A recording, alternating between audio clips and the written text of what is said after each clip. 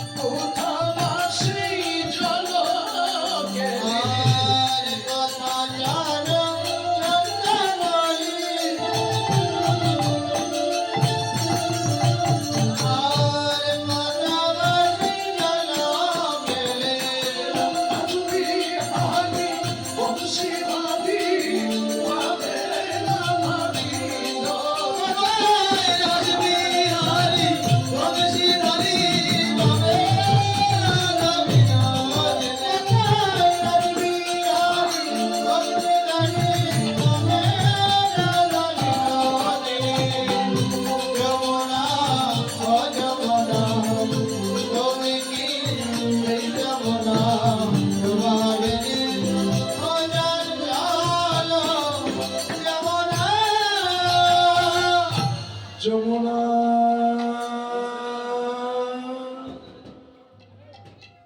যমুনা ও যমুনা, তুমি কি আমার সেই যমুনা আমি যার তীরে রাসলীলা করেছিলাম? হ্যাঁ, তুমি তো আমার সেই যমুনা। সুরধনী গঙ্গাকে দেখে যমুনা মনে পড়ছে। আর সুরধনীর কুলে ছোট ছোট ফুল বন আছে, ফুল বন দেখি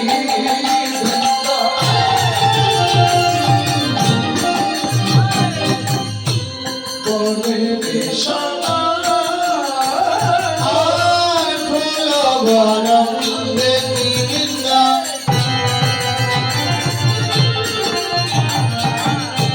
বনের সহচর বনবতী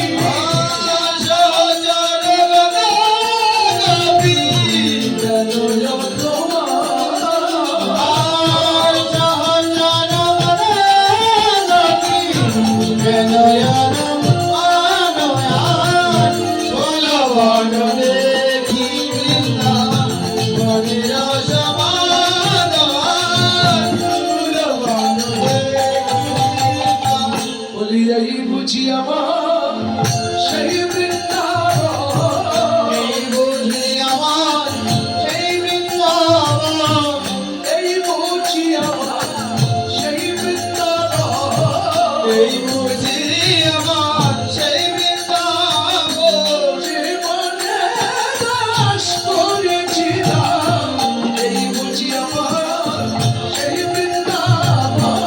এবারে রাত করেছিলাম, এই আমার সেই বৃন্দাবন, এই বাস করেছিলাম, এই বুঝি আমার সেই বৃন্দাবন, বাস করেছিলাম, এই বুঝি আমার সেই বৃন্দাবন, ভোলাবান দেখি বৃন্দাবন, বনের সমান, ভোলাবান দেখি বৃন্দাবন, বনের সমান। সুরধনী গঙ্গা দেখে যমুনা মনে করছে, আর বৃন্দাবন এই সুরধনীর কুলে ছোট ছোট ফুলবন দেখে বৃন্দাবন মনে করছে। আর কি মনে করছেন? সহচর গণপতি জ্ঞান জন্মার, সহচর গণপতি জ্ঞান জন্মার, সহচর গণপতি জ্ঞান জন্মার, সহচর গণপতি জ্ঞান জন্মার।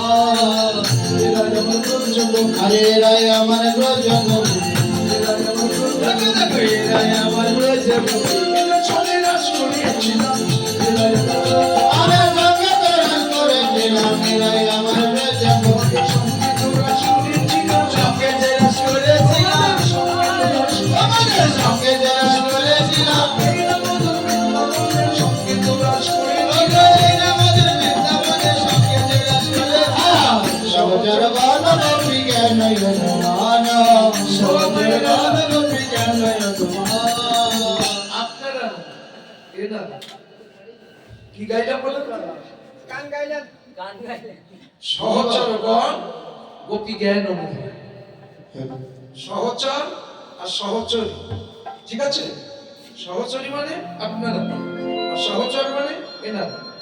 এই এনাদের দিকে গোপী মনে করছে, ঠিক আছে? এই কেমন উল্টো পাল্টা হয় না?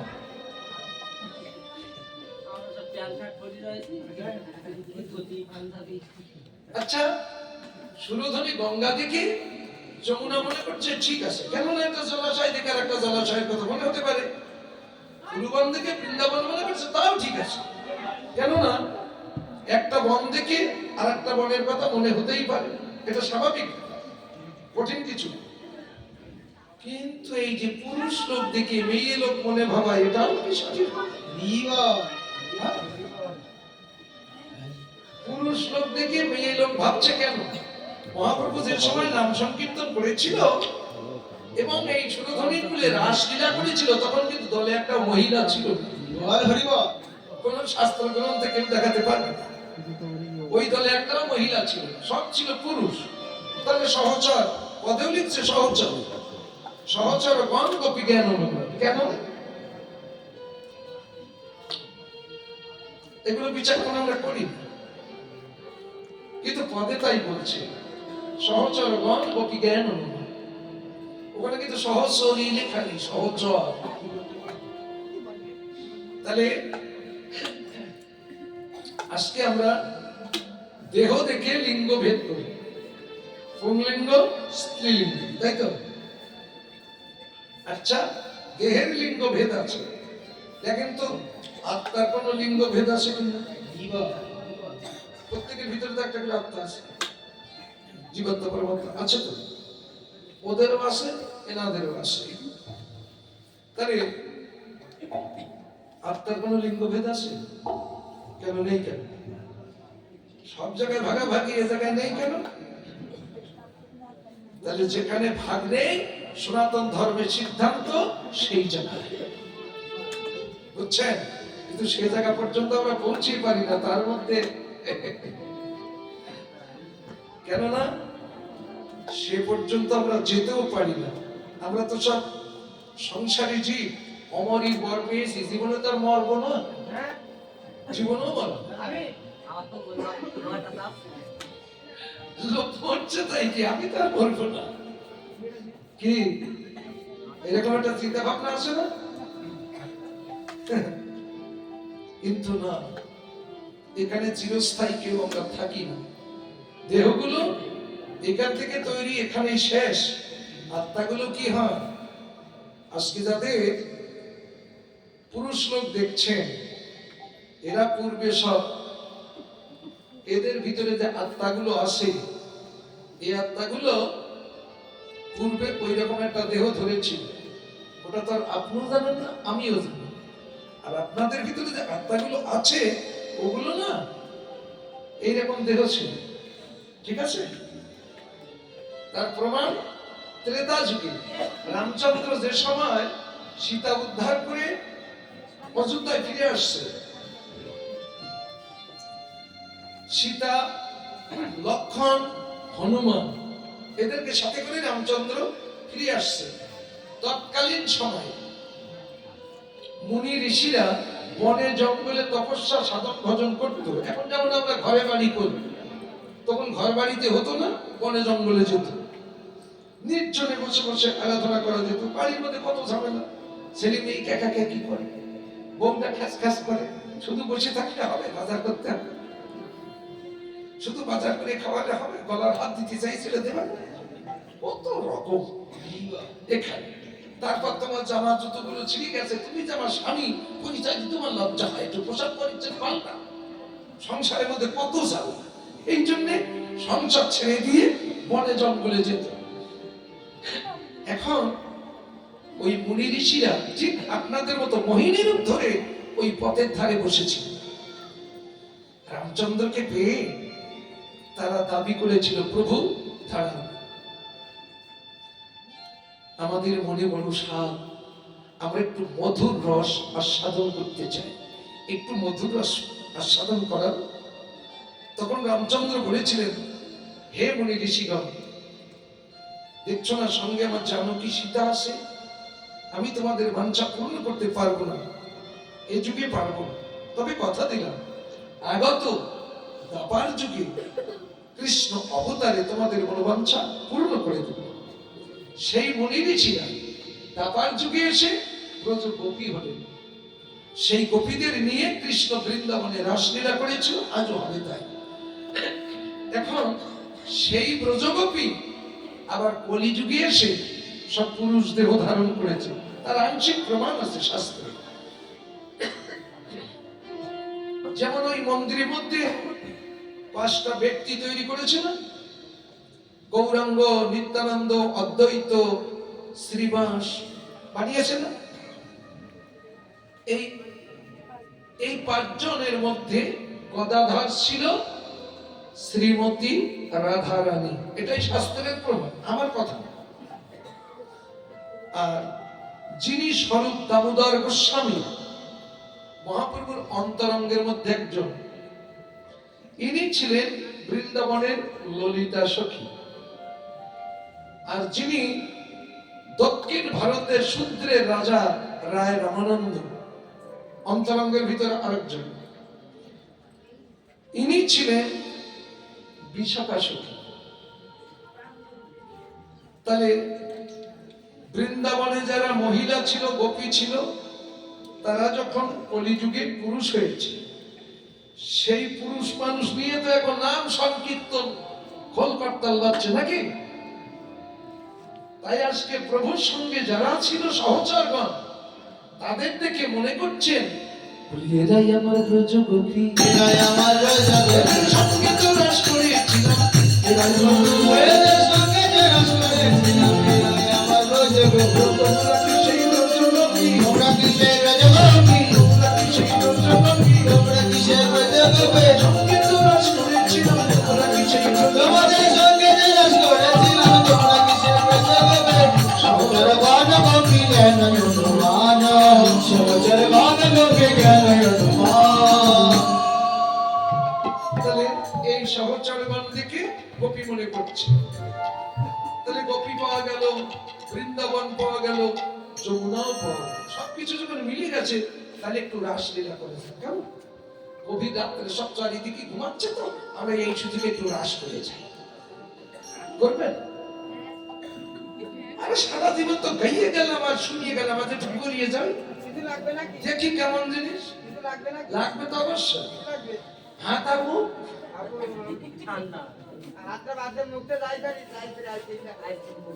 আজকে হাত বন্ধ করে মুখ বাজাবো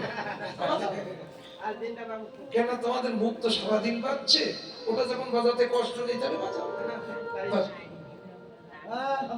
এই যে হাত আর মুখ এই দুটো কাজে লাগিয়ে আমরা রাস করবো। আগে হবে বৃন্দাবনের রাস, এই নবদ্বীপের রাস, তারপরে হবে বৃন্দাবনের রাস। আগে নবদ্বীপের রাস। মহাপ্রভু আছে তো সাথে, তাই মহাপ্রভুকে নিয়ে আজকে রাসলীলা করছিলেন সুরধনির কুলে। তাহলে আমরাও করবো আজকে, নাকি? খবরদার কেউ কারোর সঙ্গে পাবেন না, এটা গোপন জিনিস। রাত কটা বাজে এখন? ওরে বাবা রে, ঘড়ি বুঝিস?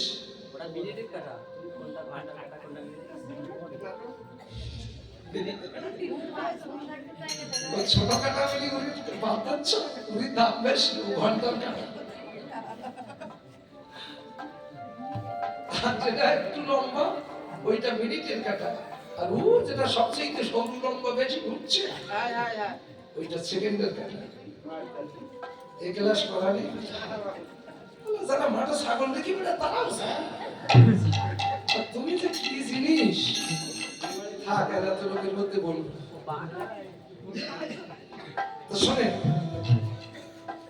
এই রাত্রে একটু পড়ে যাই আমরা, কেউ জানতে পারবে গোপনে। আমি আগে আগে করি, আপনারা পরে পরে করুন।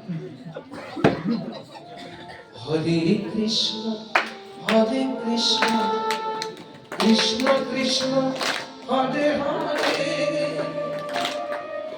হরে রাম হরে রাম, ও রাম রাম হরে হরে। হরে কৃষ্ণ হরে কৃষ্ণ, একটু মাইক ছাড়া দিলে গা।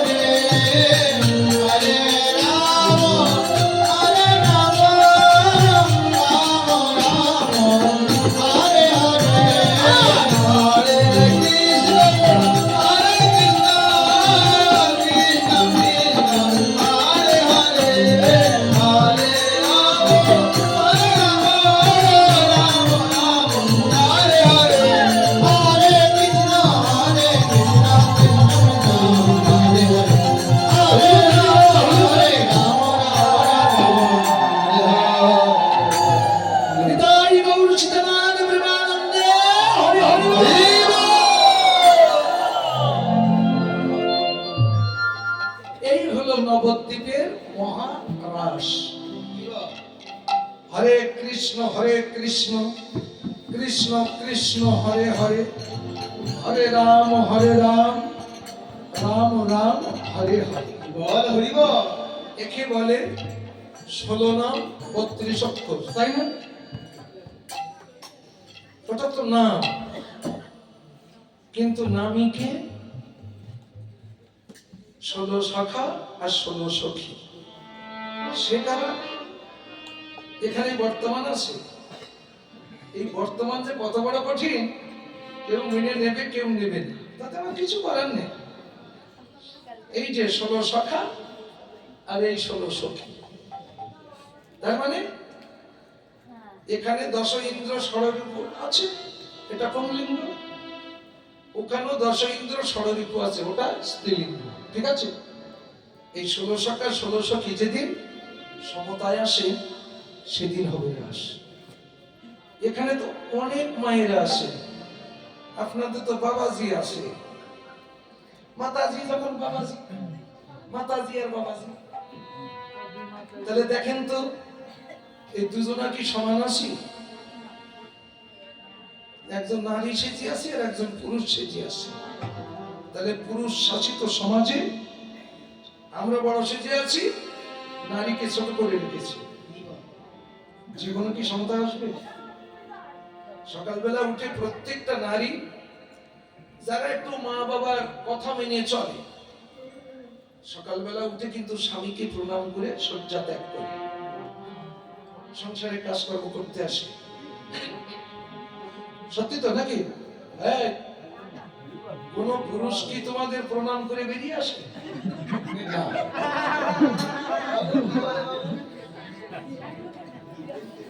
হাসেন কেন? সত্য কথা প্রকাশ করতে গেলে এইরকমই লাগে।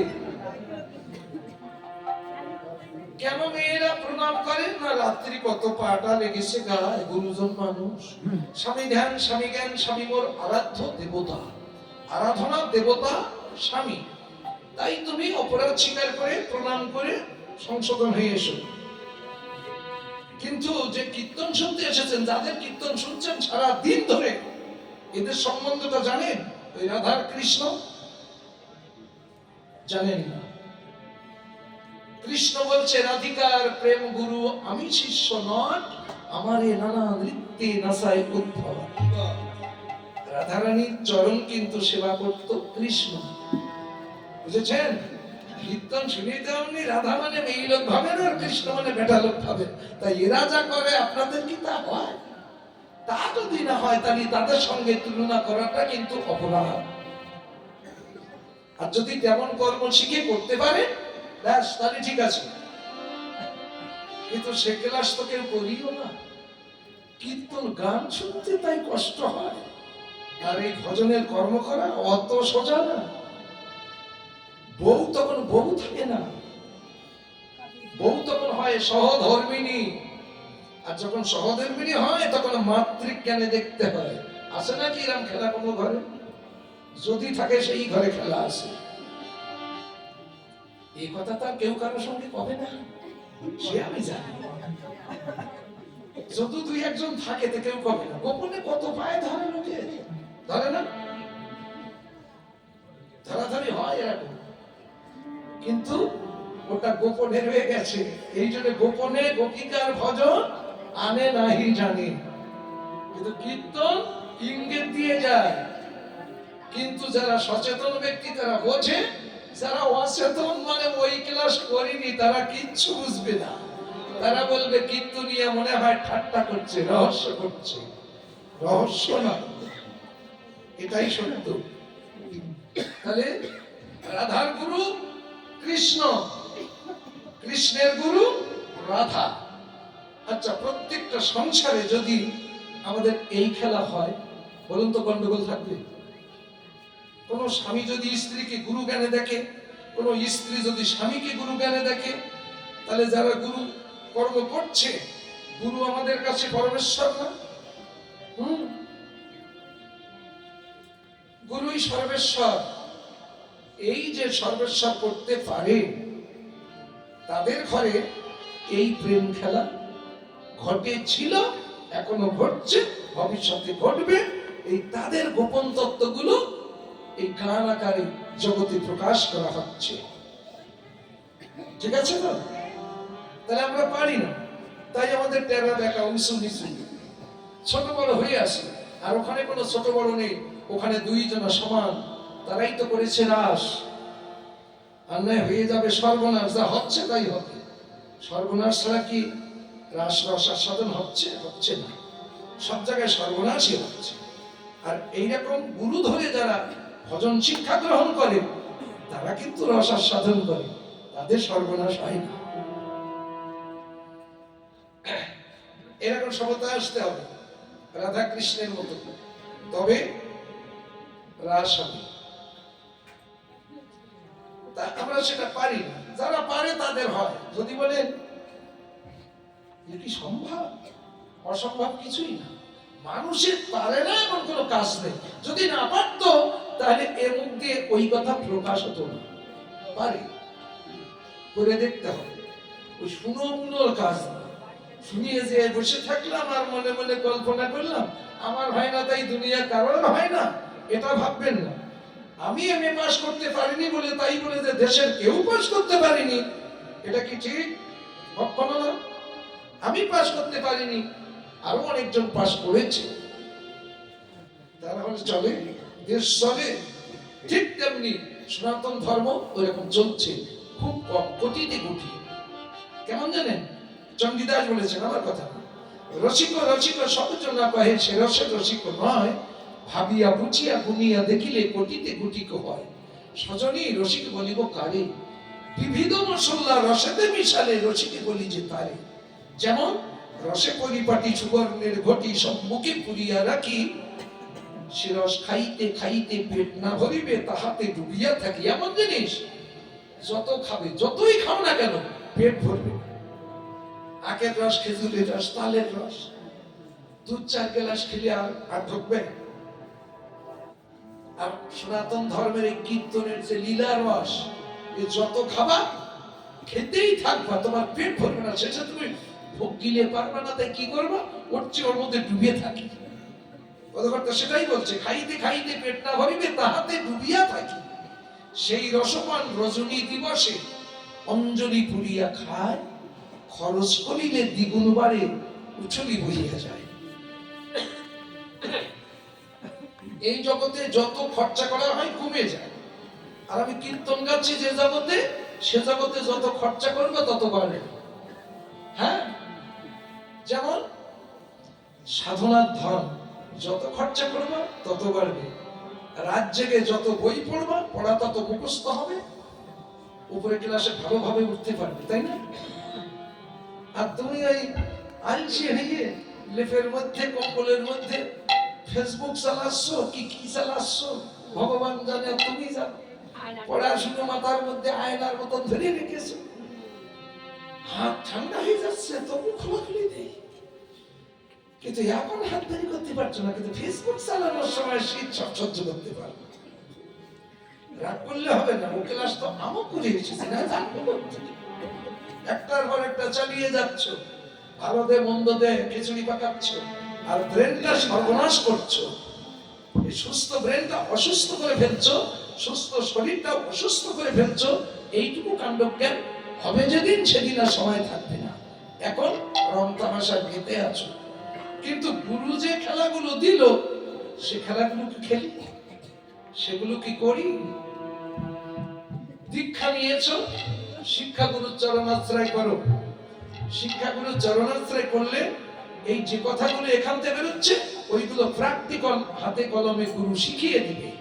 আর সেই কর্মগুলো করতে পারলে তখন কীর্তন কি জিনিস বুঝতে পারবে।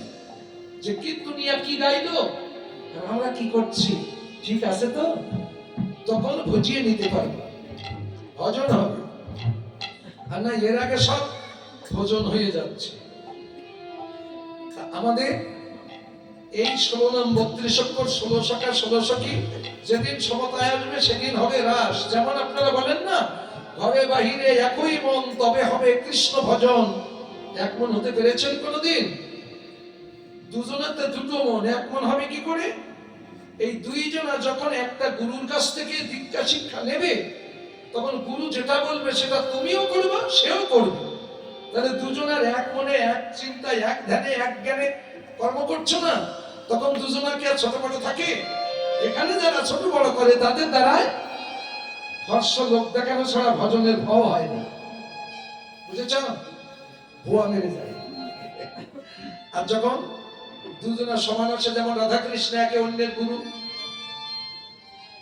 তখন পুরুষটা নারীকে গুরু জ্ঞানে দেখবে, নারীটা পুরুষকে গুরু জ্ঞানে দেখবে।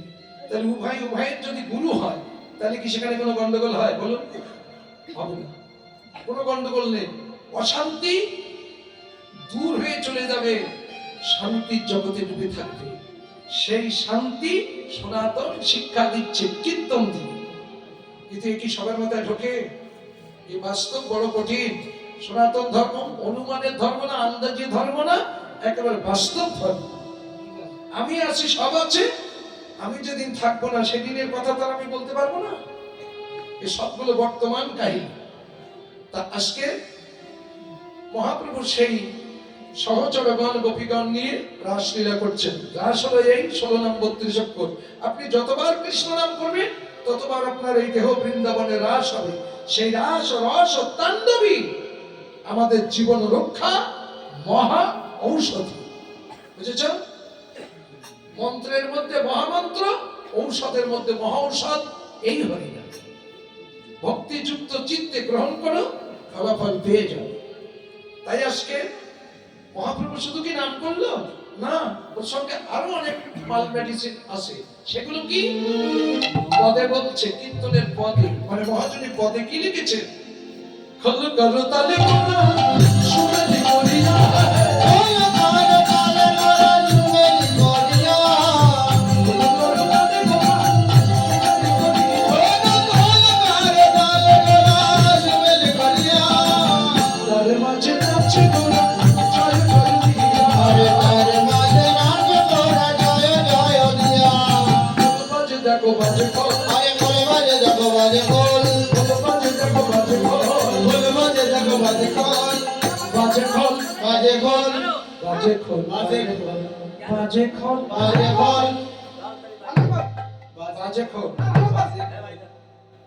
বাজে খল। আচ্ছা, বৃন্দাবনবাসীরা নবদ্বীপবাসীরা বলি, এটা বাজে না কি বাজে না? বাজে না? আপনারা বলছেন বাজে।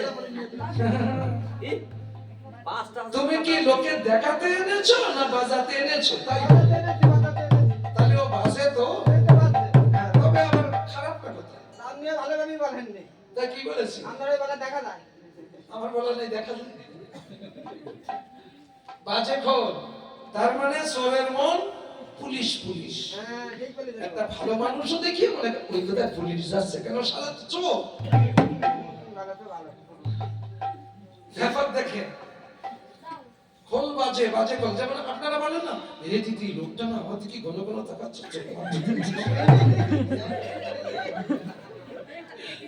লোকটা না একদম বাজে।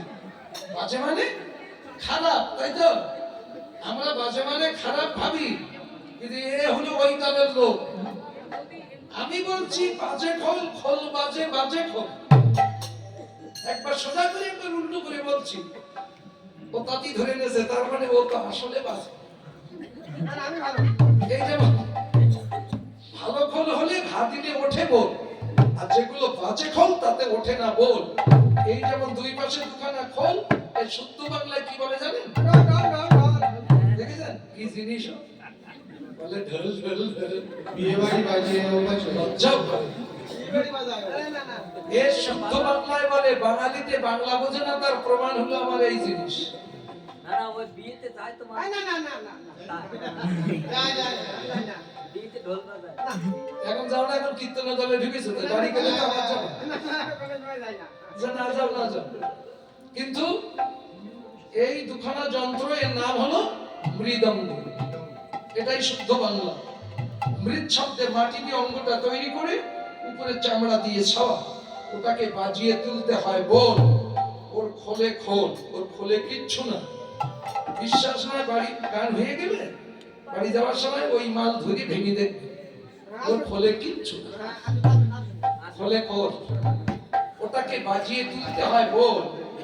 তা যদি এটা ভালো হয় তাহলে ওতে বল ওঠে, আর যদি বাজে হয় মানে খারাপ হয় তাহলে ও যতই বেড়ুবাড়ি করুক না কেন ওতে ওঠে না বোল। ঠিক তেমনি আমাদের এখানে যতগুলো মানব দেহ সবকটা খোল, এটাকেও বাজিয়ে তুলতে হয় বোল। উঠছে বোল, হ্যাঁ শোনো। দেখেন আবল তাবল কুবল হিংসার বল অহংকারের বল সব বল বাজিয়ে তুলছ, কিন্তু হরিবল কি সব খোল বেজে উঠছে? কোনগুলো উঠছে না? যেগুলো বাজে খোল। এই যে খোল বাজে হয়ে গেছে কিসে? হিংসা নিন্দা অহংকারে তমগুণে এই খোলটা বাজে হয়ে গেছে। তাই এ খোল বেজে কোনোদিন হরিবল ওঠে না, সেটা হলো বাজে খোল। তার মধ্যে এই একজন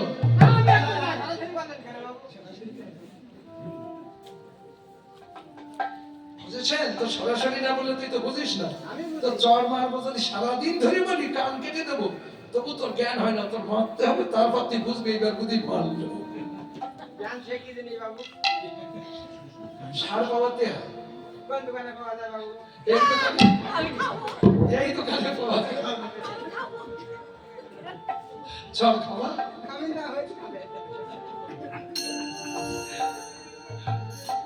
কিরকম কাণ্ড, জ্ঞান শূন্য ব্যক্তি বলে খাবো, বলে খুশি খাবো, কিল খাবো। আচ্ছা ঠিক আছে, তাহলে এই হলো বাজে খোল। খোল বাজে, বাজে খোল। আচ্ছা বাজার তো দেখি,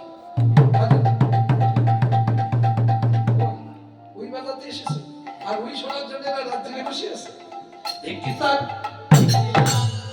ধিক্কি তাক, ধিক্কি তাকে তাকে ধিক্কি।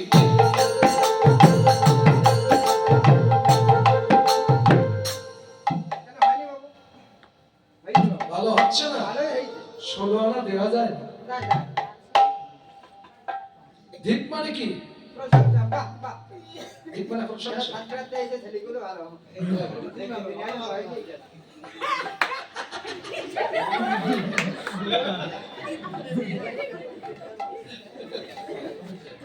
দেখলেন ওটা ভালো খোল না বাজে খোল হবে? ধিক মানে প্রশংসা, ধিক মানে নিন্দা, তাকে ধিক। খোল বেজে বলছে মহাপ্রভুর মৃদঙ্গের ভিতরেও বাজনার ভিতরে তত্ত্ব লুকিয়ে আছে।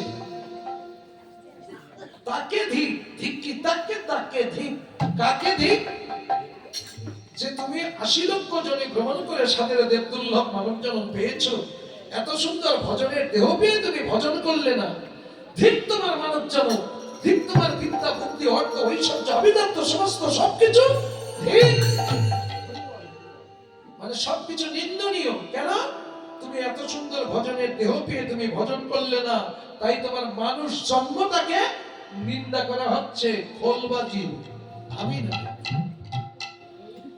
ধিকি তাক তাকে ধিক। আবার বাজা হাত ছাড়তে গেলে তবলা বাজনা শেখো আর খোল বাজনা শেখো, আগে হাত ছাড়তে হয়। আরে গান শিখতে গেলে সারেগামা পাদা নিশা করতে হয়, বুঝেছ? তাহলে এই স্বর সাদা হয়, সে স্বরে যে কোনো গান ওঠে সাদা গলা। আর সাদা হাতে ও মুখে যা বলবে হাতে তাই উঠবে। সাদা হাত, হাত সাদা প্রথম বল দেয় ওস্তাদে কি? তেরে কেটে তাক, তেরে কেটে তাক, তাক তেরে কেটে তাক। হ্যাঁ ভালো করে বাজা, তাক তেরে কেটে তাক। তাক মানে কি? ঠিক আছে, গুড বাই। শুধু গুড বাই না, ভেরি গুড। কি করবো, তোদের খেলায় দুটোটা না বললে তো উপায় নেই। তাহলে তাক মানে তাকানো। কোন দিকে তাকাবো? এখানে দুটো দিক।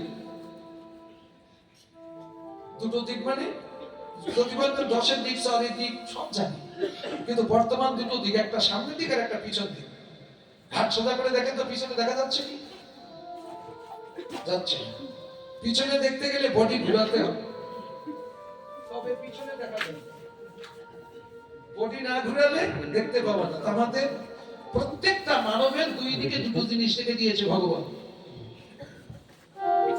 একদিকে ভগবান নিজে, আর একদিকে কামিনী কাঞ্চন অর্থ ঐশ্বর্য টাকা পয়সা।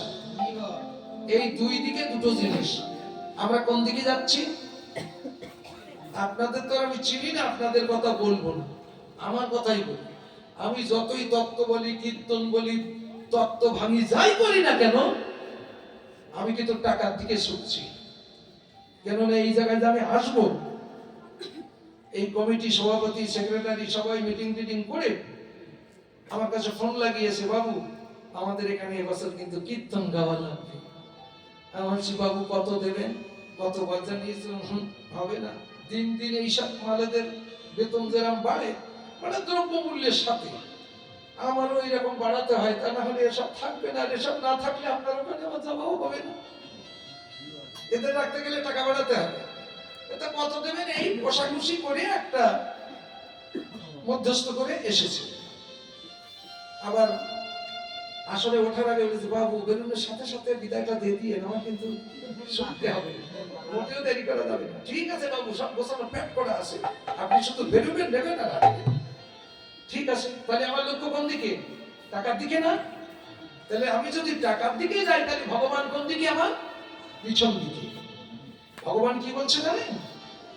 আমার তো যে যে ভক্ত ভজে যে যে ভাবে, আমি শেষে ভাবে ভজি এমন স্বভাবে। আমার যে ভজে সইছে, আমি তারে ভজি তৈছে। তার মানে আমি ভগবানকে পিছনে রাখছি, আর ভগবানকে আমার সামনে আসবে কখনো না। ভগবান আমাকেও পিছনে রাখবে। তাহলে আমি যাচ্ছি এই দিকে, আর ভগবান যাচ্ছে এই দিকে। তাহলে দুইজন যদি দুই দিকে ফিরে যায়, পিঠি পিঠ লেগে গেলেও দেখা হবে? বলুন, দেখতে গেলে তো বডি ঘুরাতে হবে। বডি ঘোরে কখন? যখন আর সময় না থাকে তখন। কখন জানেন?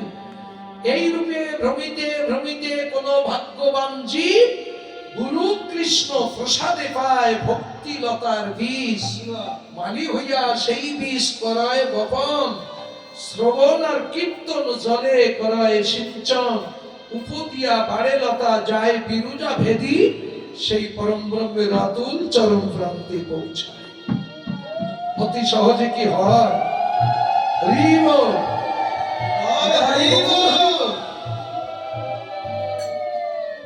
তাহলে অত সহজের জিনিস না, বুঝতে পারলেন? তো তখন বুঝে কি হবে? তখন কেমন ভাবে বুঝবেন?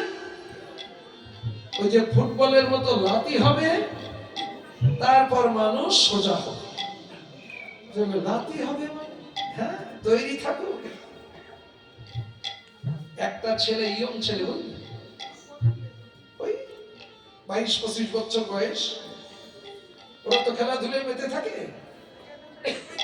মানে আমাদের আমলের কথা বলছি, তোমাদের আমলে।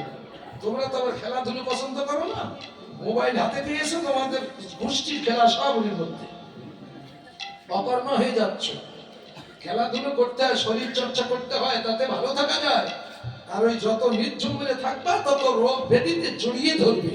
এটা তো বুঝবে না। তো শোনো, এখন ওই ছেলেটা ফুটবল কিনেছে সিরাজগঞ্জ শহর থেকে। ফুটবল 5 নম্বর ফুটবল কিনে জালতিতি করে ঝুলাতে ঝুলাতে নিয়ে আসছে। এখন ওই গ্রামের কাছাকাছি এসে বলটা একবার বুকে জড়িয়ে ধরছে, বলটা একবার স্কন্ধে করছে, বলটা জড়িয়ে ধরে বলে চুমু খাচ্ছে। বল মনে করছে, ভগবান পথের মধ্যে এত যত্ন শুরু হয়ে গেল, না জানি বাড়ি গিয়ে যে কত যত্ন পাবো। বল, তুমি বুঝতে পারছো না, তোমার এত যত্নের পরিণতি শেষে তোমার লাথি ছাড়া কপালে আর কিছুই জুটবে না। যদি বলেন এ গল্প করলেন কেন, এইবারের বাস্তবতাটা শুনুন। আমরা যখন বিবাহ করে নবপরিণীতা বধূ নিয়ে বাড়ি আসি,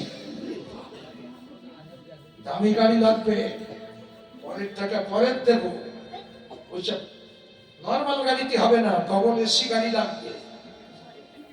এইবার গাড়িতে উঠে, দামি গাড়িতে উঠে সিট নিতে নিতে না, ওই একটা সিটি আছে, তাহলে এক সিটি দুজন না বসলে কিরাম ভাই এইবার একে অন্যের গলা জড়িয়ে ধরে কত রকম কাহিনী করতে করতে আসা হয়।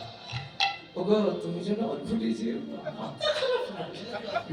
জীবনে কোনোদিন হয় না কুসুম ভুলে যাবো, তবু তোমার ছাড়বো। ব্যাস এই অভিনয় করতে করতে আবার উনির মধ্যে দুটো একটা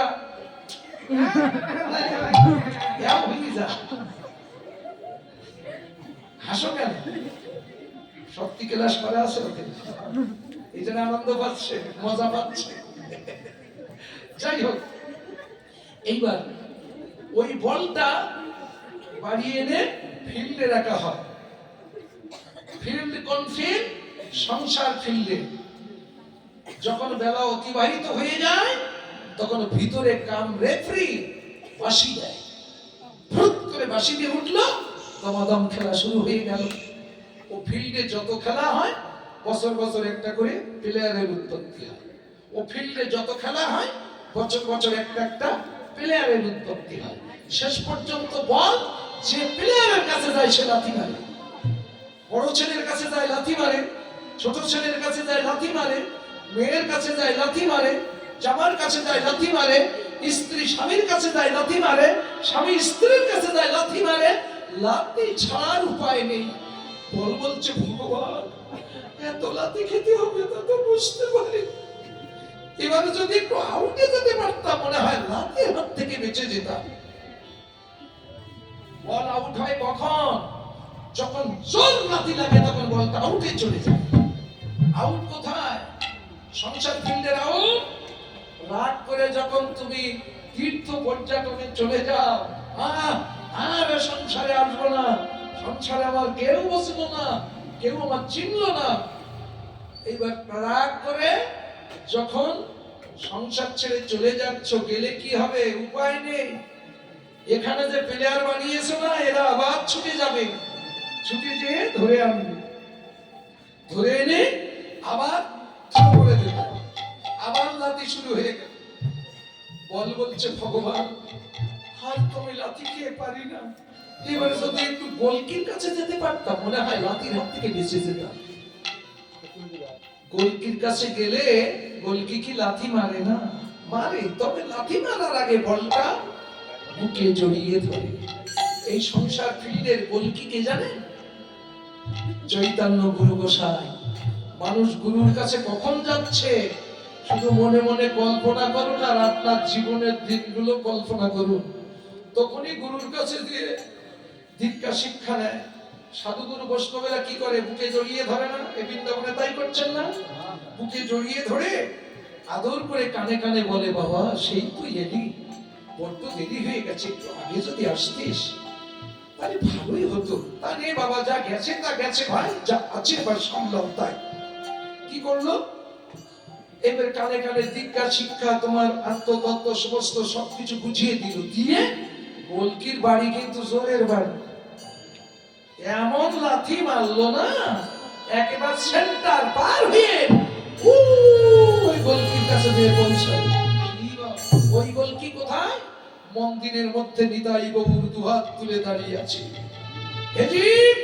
তোমরা যদি এমনি ভাবে লাথি খাওয়া বলের মতো গড়াতে গড়াতে সাধুগুরু বৈষ্ণবের চরণ ধুলি মাখতে মাখতে যদি আমার চরণ প্রান্তে পৌঁছাতে পারো, জয় নিতাই গৌর হরি বল।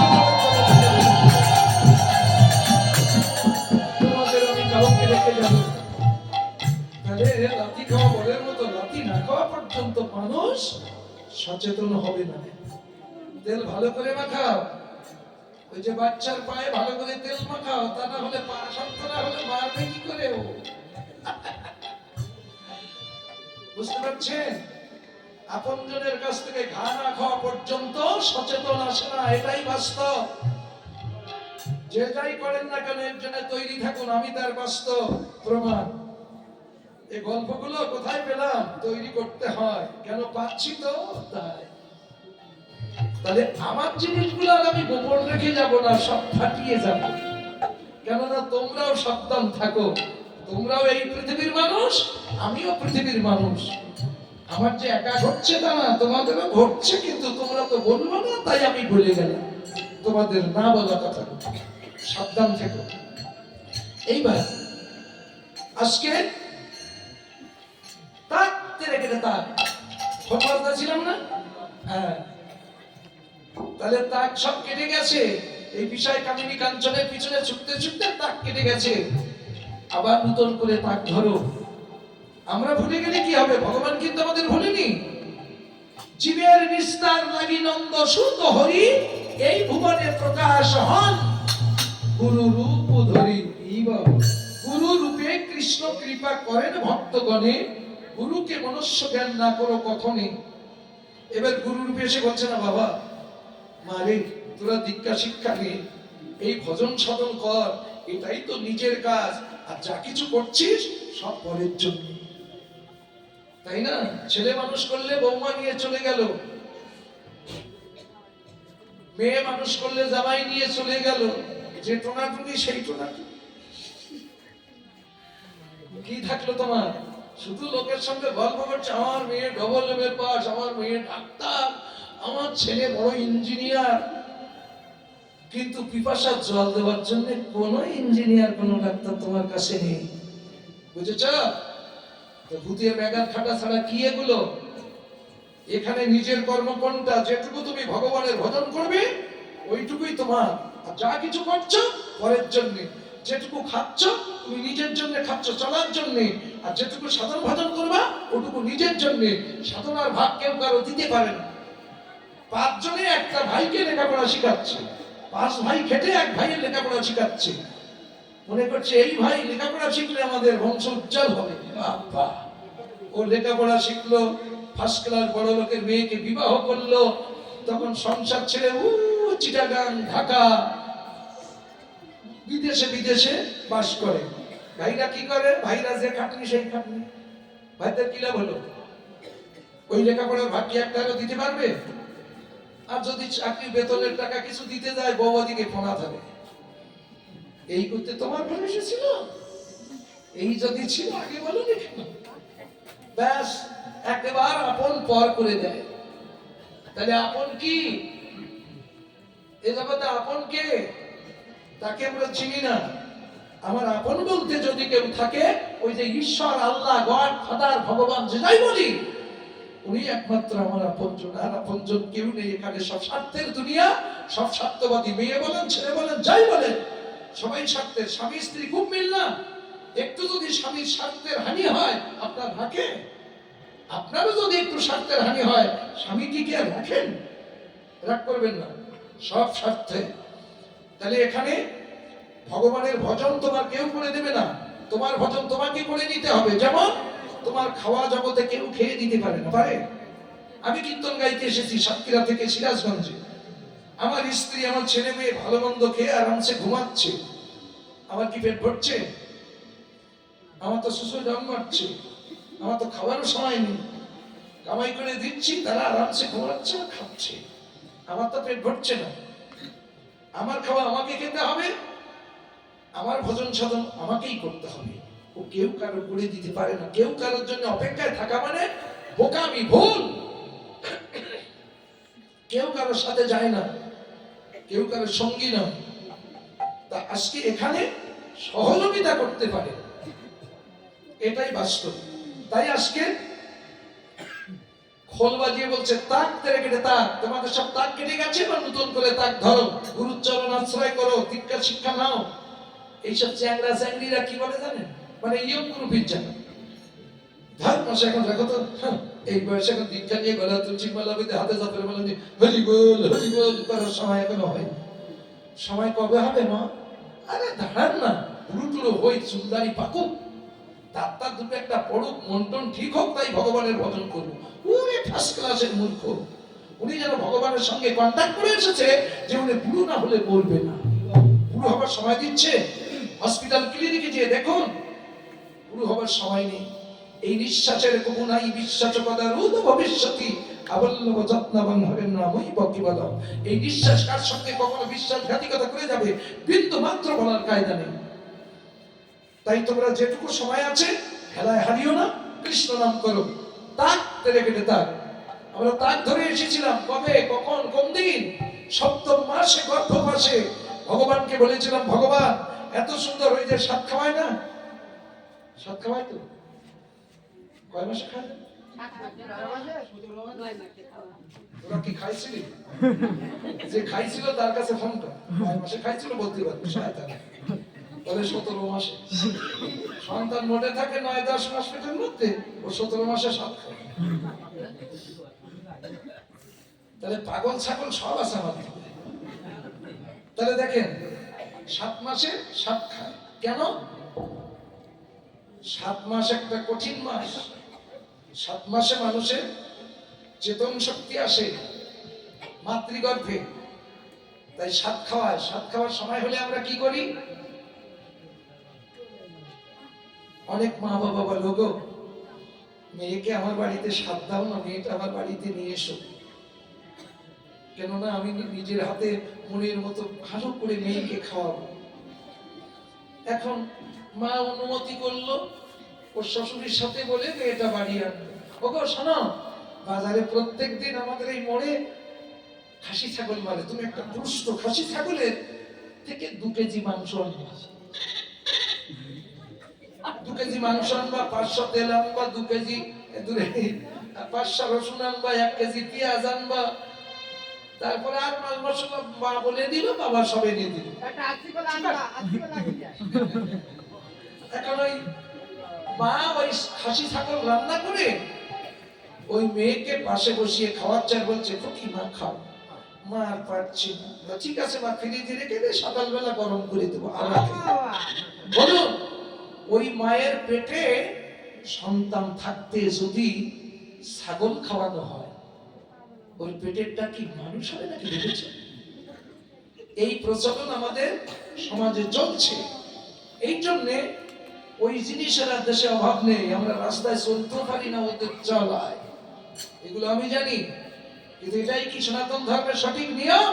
না, সঠিক নিয়ম যেটা শুনে যান সেটা 7 খাবার সময় হলে মা বলবে বাবাকে, আমার মেয়েকে বাড়িতে নিয়ে এসো, এই অঞ্চলে যত সাধুগুরু বৈষ্ণব আছে তাদের নিমন্ত্রণ করে নিয়ে এসো, আমার মেয়ে সাধুগুরু বৈষ্ণবের চরণ ধৌত করুক, কোন বৈষ্ণব বসে বসে ভাগবত পাঠ করুক, আমার মেয়ে তা বসে বসে শ্রবণ করুক আর বৈষ্ণবের চরণামৃত পান করুক। ওই বৈষ্ণবের মুখে হরি কথা কৃষ্ণ কথা শ্রবণ করতে করতে, চরণামৃত পান করতে করতে যদি ওর গর্ভের সন্তানটা ভূমিষ্ঠ হয়, সে সন্তান কৃষ্ণ ভক্ত হয়ে জন্মগ্রহণ করবে ধরায়, বিন্দু মাত্র সন্দেহ নয়। আমরা কি এভাবে করি? ওই ছাগল খাওয়াই, আর ওই ছাগলের তার অভাব নেই, ওদের ঠেলায় রাস্তায় হাঁটতেও পারি আছে। এই কথা বলেন না, চুপ করে শুনুন। এইবার ওই সন্তান মানুষের মতো মানুষ হবে, এটাই সনাতন ধর্মের সঠিক নিয়ম। তার বাস্তব প্রমাণ প্রহ্লাদ মহারাজ। কেন? প্রহ্লাদ হিরণ্যকশিপুর ঔরাসে জন্ম না, একটা অসুরের ঔরাসে প্রহ্লাদের মতন কৃষ্ণ ভক্ত সন্তান হলো কি করে, এটাও জানার বিষয়। যে সময় হিরণ্যকশিপু শত শত বছরের জন্য সাধনা করতে চলে গেল, মায়েরা খেয়াল করে শুনুন, সে সময় কিন্তু ওই হিরণ্যকশিপুর স্ত্রীর নাম কি ছিল জানো? মনে নেই, জানো? এটা মনে করে দেন, কি ছিল? কয়াধু। বাহ, এর মধ্যে মনে টনে করে দিলে হয়। কয়াধু তখন অন্তঃসত্ত্বা। তখন হিরণ্যকশিপু যখন সাধনায় চলে গেছে, একা হিরণ্যকশিপুর দাপটে স্বর্গের দেবতারাও দেবত্ব ত্যাগ করে সব ভয়তে পারে না। এখন সুযোগ পেয়েছে, চলে গেছে হিরণ্যকশিপু, শূন্য ঘর পেয়ে দেবরাজ ইন্দ্র কয়াধুকে হরণ করে নিয়ে যাচ্ছে। নিয়ে যেতে যেতে নারদ ঋষির সামনে পড়েছে। নারদ ঋষি বলছে, ইন্দ্র এ কে? বলছে প্রভু। হিরণ্যকশিপুর নাম শুনেছেন, প্রতিলক্ষণ শুনেছি, বিলক্ষণ শুনেছি, তাকে চিনি, তাকে জানি। বলছে দেখেন প্রভু, হিরণ্যকশিপুর দাপটে আমরা দেবতারা স্বর্গ রাজ্যে বসবাস করতে পারছি না, আর তারই ঔরাসে তারই সন্তান এই কয়াধুর গর্ভে আছে। একে আমি কোনো অসম্মান করব না, একে নিয়ে মাতৃ আসনে বসিয়ে পূজা করব। যেদিন ওর গর্ভের সন্তানটা ভূমিষ্ঠ হবে, ওই সন্তানটিকে হত্যা করে যতটুকু শত্রুর বিনাশ করা যায়। নারদ ঋষি বলছে, ইন্দ্র, রাখে হরি মারে কে, আর মারে হরি রাখে কে? তুমি যেটা চিন্তা করছো সেটা বিপরীত হতে পারে। হয়তো তুমি যার ভয় পাচ্ছ সেই তোমাদের উদ্ধার করতে পারে। তুমি বলছো যে হিরণ্যকশিপু ফিরে এসে যদি সন্তান পায়, তাহলে দুই বাপ বেটায় গুতুগুতি শুরু করে দেবে, আমাদের দেবতাদের কোনো অস্তিত্ব থাকবে না। তুমি এটা চিন্তা করো না, ওই গর্ভের সন্তানই তো তোমাদের বাঁচাতেও পারে। তখন আর ঋষি বাক্য অমান্য না করে কয়াধুকে 7 বার প্রদক্ষিণ করে ভক্তিপূর্ণ প্রণাম করে ইন্দ্র চলে গেল। নারদ ঋষি বলছে, মারে, এই তো এক শত্রুর হাত থেকে তোকে রক্ষা করলাম, তোর স্বামী ঘরে নেই, আবার যদি কেউ আক্রমণ করে কে তোকে রক্ষা করবে মা? তখন বলছে, মারে, তুই এক কাজ কর, চল তুই আমার আশ্রমে থাকবি। কয়াধু দেখলেন তাও ঠিক, আমি নিরাপদে থাকতে পারবো। এবার নারদ ঋষির আশ্রমে গেল। আশ্রমের নিয়ম নীতি কি? সকাল সন্ধ্যা কি খাবে? তাস খেলে না ফোন চালাবে? ভোরবেলা মঙ্গল আরতি করে, গুরু বন্দনা হয়, ভাগবত পাঠ, গীতা পাঠ সকাল সন্ধ্যা চলে। কয়াধু বসে বসে শোনে। কিন্তু সায়েন্স, বিজ্ঞান রিসার্চ করে কি পেয়েছে? গর্ভের সন্তান 5-6 মাস বয়স হলে তার শ্রুতি ইন্দ্রিয় প্রস্ফুটিত হয়। মা যে জাতীয় শব্দ শোনে, গর্ভের সন্তানও সেই জাতীয় শব্দ শোনে। বুঝেছেন? তাহলে গর্ভে থাকতে কয়াধু ওই ভাগবত কথা, কৃষ্ণ কথা, ভজন কথা শ্রবণ করছে, আর মায়ের শ্রুতি ইন্দ্রিয়ের সঙ্গে গর্ভের সন্তান শ্রবণ করছে। ওই হরি কথা, কৃষ্ণ কথা শোনাতে শোনাতে যদি গর্ভের সন্তান ভূমিষ্ঠ হয়, সে সন্তান কৃষ্ণ ভক্ত হবেই হবে। আর তোমরা যতই আকু চিন্তা করবে, আকু কর্ম করবে, কিন্তু মনে করছো এটা তো কিচ্ছু জানে না। তুমি যে বাজে কথা, আন কথা শুনছো, বলছো, শব্দগুলো সব শুনছো, সিনেমা দেখছো, বৌমার আদরিনী বৌমা ঘরে যে টিভি ছাড়ছো, ডিশ অ্যান্টিনা আছে আজকাল, আর ডিশ না আজকাল কি যেন বলে, ওয়াইফাই লাইন। যা ইচ্ছা তাই তুমি ইচ্ছা করে শুনছো, দেখছো, কিন্তু খারাপ ছাড়া তো ভালো জিনিসগুলো শুনবা। ওখানে কত ভাগবত পাঠ আছে, ভাগবত আলোচনা আছে, তারপর কত এরকম কীর্তন গান আছে, আত্মতত্ত্বের কথা প্রকাশ আছে, সেগুলো তো শুনবো না। আজে বাজে পচা জিনিস তাই শুনবো। আর ওই কথা শুনতে শুনতে এটাও বেরিয়ে এলো, ওটাও কিন্তু সেই সোরা স্বভাব থেকেই যাবে। বুঝতে পারছেন? বাস্তব বড় কঠিন। এইবার সেই হিরণ্যকশিপুর স্ত্রী কয়াধু একদিন মন্দিরে বসে বসে কাঁদছে। নারদ ঋষি বলছে, হ্যাঁ রে মা, তুই কাঁদছিস কেন? বলছে, প্রভু, আমার গর্ভে তো সন্তান আছে। হ্যাঁ আছে। বলছে, সন্তান তো ভূমিষ্ঠ হবে। হবে? তা আপনার আশ্রমে যদি আমার গর্ভের সন্তান ভূমিষ্ঠ হয়, তাহলে আপনার মতো সৎ ঋষির নামে এই জগৎবাসী সবাই কলঙ্ক রটাবে, বদনাম ছড়াবে। তাই আমি বসে বসে ভাবছি আর কাঁদছি, কখন না জানি আমার এই সর্বনাশ ঘটে যাবে। নারদ ঋষি বলছে, মারে, যে ভয় তুই করছিস সে ভয় তোর থাকবে না। কেন? আমি তোর মাথায় হাত রেখে আশীর্বাদ করছি, যতদিন তোর স্বামী ঘরে না ফিরে আসবে, ততদিন পর্যন্ত তোর গর্ভের সন্তান ভূমিষ্ঠ হবে না। যতদিন ফিরে আসিনি হিরণ্যকশিপু, ততদিন পর্যন্ত গর্ভের সন্তান ভূমিষ্ঠ হয়নি।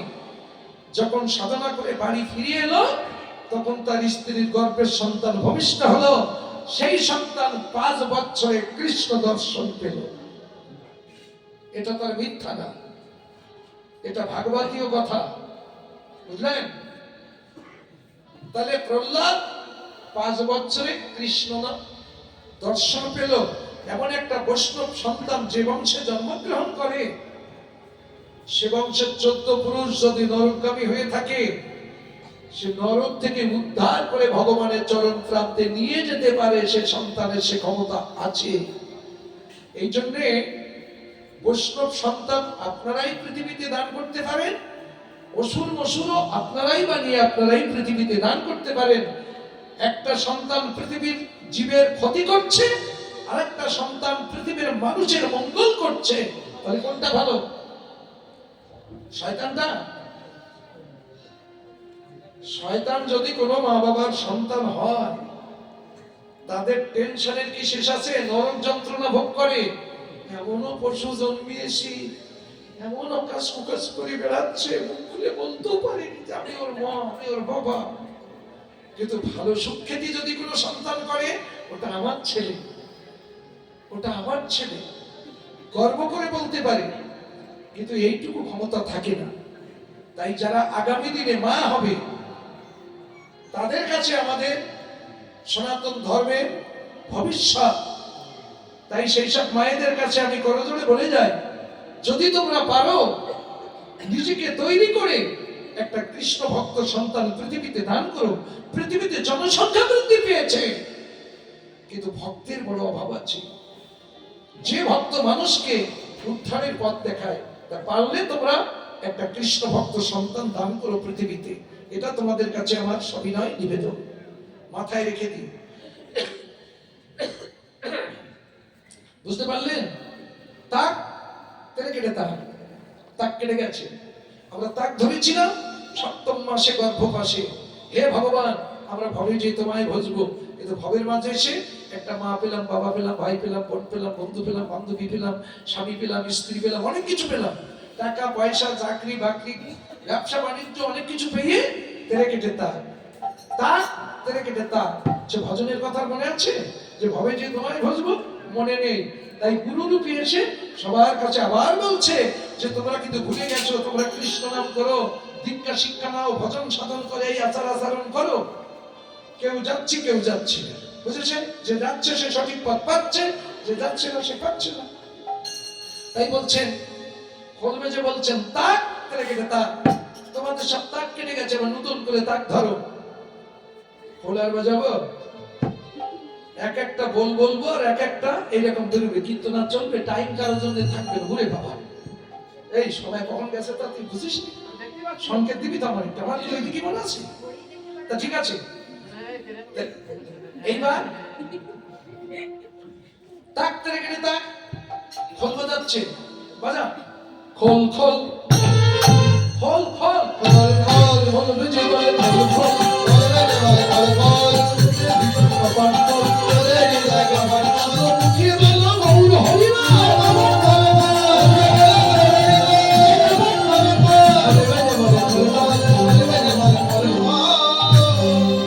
হৃদয় কপাট খোল, মুখে বলো হরি বল। খোল বাজাচ্ছে, এত সময় খোল বাজালাম। পদে কি লিখছে? খোল করতালে সুমেলি করি। এবার করতালি বাজা, বাজা বাজা বাজা বাজান না, আরে চলে বাজা। গলায় বাঁশ দিয়ে তো নাড়ি কাটছিল কি দিয়ে? বেলারটা না ওই বাঁশের চেঁচা? না, আমার মনে হয় তুই এত চেঁচা কেন? তোর মা তখন তো বেলার টেলার ছিল না, মনে হয় বাঁশের চেঁচা দিয়ে তোর নাড়ি কাটা। এই জন্য তোর এই চেঁচা গলায় বাঁশ দিয়ে চেঁচাচ্ছে। মাইকে সাউন্ড পাচ্ছে না, ওর খালি গলা সাউন্ড দেখো কত। শোনো, কে কে কেমন বাজালে, যে যার মতো বাজালে, একেবারে খই বাজার মতো ঘুরছে। কিন্তু এখানে যদি 200 মানুষ থাকে 400 হাত, 500 মানুষ থাকলে 1000 হাত।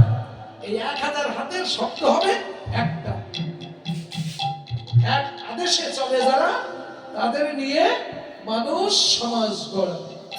তাহলে এখানে সবাই ভক্ত হয়ে এসেছে, তাহলে সবার একরকম হতে হবে না, কিন্তু তার ভিতরে একজন নেতা কর্মী লাগে। যেমন আপনাদের এই রায়গঞ্জের একজন নেতা আছে, তারই রিঙ্গেতে সবাই চলে। আমার মনে মনে নেতা হওয়ার শখ ছিল, বুঝলো, সেটা আর হলো না। কেন হলো না? আমি যে চাকরি পেয়েছি, এতে আর নেতাগিরি করা যায় না। তা মাঝে মাঝে কীর্তনের আসলে নেতাগিরি করি। মাইন্ড করেন না, আজকে করবো এখন। তাহলে আপনারা সবাই আমার দিকে খেয়াল করুন, আমি যেভাবে মারছি আপনারাও সেইভাবে মারুন, তারপর দেখা যাক একতালে পড়ে কিনা। মারুন। করতাল করতাল করতাল বলে করতাল। আরে করতাল বলে করতাল। আরে এটা হচ্ছে এদের একটু দেখিয়ে দিয়েছি, দেখছো কত সুন্দর একতালে পড়ছে না? হাইড্রোজেন করতাল বলে করে করতাল আরে করে করতাল। প্রেমানন্দে বাহু তুলে হরি হরি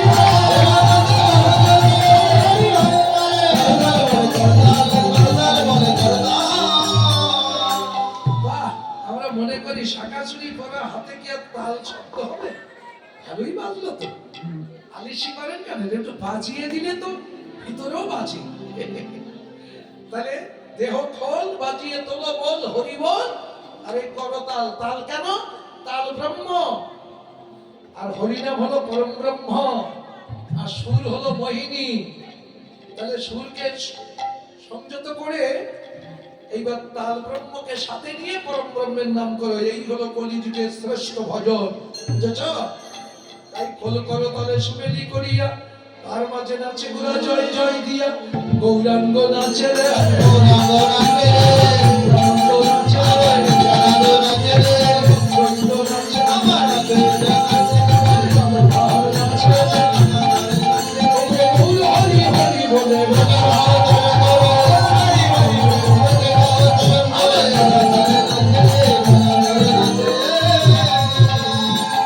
অদ্বৈত নাচছে। কে অদ্বৈত? ইনি ছিল পূর্ব লীলায় দেবাদিদেব মহাদেব, যিনি ওই মা কালীর পদতলে পড়ে আছে, বুঝলেন? মহাদেব। ও মায়েরা, দেবাদিদেব মহাদেব একদিন রাসে গিয়েছিল, বুঝলেন? এই আজকে যেমন আপনারা এসেছেন না, কিন্তু রাসে এসেছে। এখন ওই শ্বেত ভগিনী সেজে এসেছে, কৃষ্ণ তাড়িয়ে দিয়েছে। ও ভোলানাথ, তোমার এখানে আসার অধিকার নেই, এখন অধিকার অর্জন করতে পারো, তুমি চলে যাও, আমার অসভঙ্গ হয়ে যাচ্ছে। এতগুলো মানুষের মধ্য থেকে যদি একজনের হাত ধরে তুলে দেওয়া হয়, কিরকম হয়? কথা বলে না, শরমের চেয়ে মরণ ভালো। ভোলানাথ অপমানিত হলো, সেই রাসমঞ্চে দাঁড়িয়ে তখন বলছে, ভগবান, এসেছিলাম রাসের রসাস্বাদন করবো, দেবত্ব থেকে মুক্তি পাবো, কিন্তু তুমি আমাকে তাড়িয়ে দিচ্ছ, আমি চলে যাচ্ছি। তবে হ্যাঁ, তুমি যদি ভগবান হয়ে থাকো, আর আমি যদি কোনোদিন তোমার ভক্ত হতে পারি, তোমার এই গুপ্ত রাস আমি করে দেব প্রকাশ। বৃন্দাবনে দাঁড়িয়ে প্রতিজ্ঞা করলো, কিন্তু ভক্তের ভগবান ভক্তের বাঞ্ছা পূর্ণ করে, বাঞ্ছা কল্পতরু হরি। সেই অদ্বৈত পরবর্তীতে দেবত্ব ত্যাগ করে মানুষ কুলে জন্ম নিল। কেন? দেবতা হয়ে যা পারলো না, মানুষ হয়ে তাই পড়বে। এই জন্য আমাদেরকে বলা হয় দেবতা দুর্লভ মানব জনম। বুঝতে পেরেছেন? দেবতারাও আরাধনা করছে, যদি একবার মানুষ হতে পারতাম তাহলে মনে হয় আমরা ভগবানকে লাভ করতে পারতাম। দেবতা হয়ে পারে না, তাই দেবতা দুর্লভ জনম এই মানব জন্ম। খারাপ ভেবো না, মানব জন্মটাকে নরক বানিয়ে দিও না, স্বর্গ বানাও। স্বর্গ হলো সুখ, নরক হলো যন্ত্রণা। যন্ত্রণার পথ কোনটা তোমরা ভালো করে জানো। জ্ঞান, বিজ্ঞান, বুদ্ধি, শান্তি, ভালো মন্দ, বিচার জ্ঞান সব মানুষের মধ্যে ভগবান দিয়ে দিয়েছে, তোমরা সেগুলো কাজে লাগিয়ে দেখো। আমরা মানুষ না পশু? এইবার অদ্বৈত রূপে জন্ম নিলেন আমাদেরই বাংলাদেশে শ্রীহট্টে। শ্রীহট্ট হলো আমাদের সিলেট।